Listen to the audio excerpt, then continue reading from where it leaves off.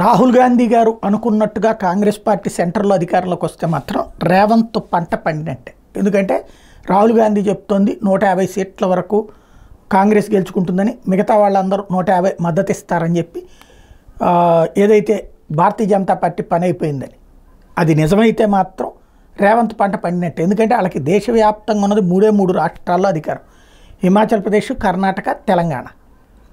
వాస్తవంగా మొన్నటి ఎన్నికల్లో కావాల్సినటువంటి ఇప్పుడు ఎన్నికల్లో రూపాయలు సమకూర్చుతున్న వాళ్ళల్లో కీలకం రేవంత్ రెడ్డి. ఎంత క్రైసిస్ ఉన్నా అరేంజ్ చేసి పెడుతున్నారు. ఇట్లాంటి దశలో రేవంత్ రెడ్డి ఇక అందులో ఫస్ట్ నుంచి అడ్డంగా ఉన్నటువంటి అన్నిటినీ కూడా సెటరైట్ చేసుకున్నారు కాబట్టి ఎలాంటి ప్రాబ్లము లేదు. దర్జాగా వ్యవహారం అంతా కూడా నడిపేటటువంటి పరిస్థితి అయితే ఉంటుంది. ఏ స్థాయిలో వ్యవహారం నడపాలో ఆ స్థాయిలో నడపడానికి సిద్ధంగా ఉన్నటువంటి పరిస్థితి అయితే కనబడుతుంది.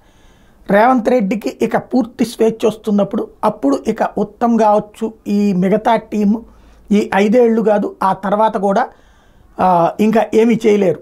యాక్చువల్గా ఇక వాళ్ళతో ర్యాపో మెయింటైన్ చేసుకుని తమ సీట్లు తమ దక్కించుకోవాల్సిన పరిస్థితి వస్తుంది. ఆ స్థాయి ఇప్పుడు వస్తుందన్నటువంటి రేవంత్ రెడ్డి తన సన్నిహితులతో చెప్తున్నటువంటి మాట.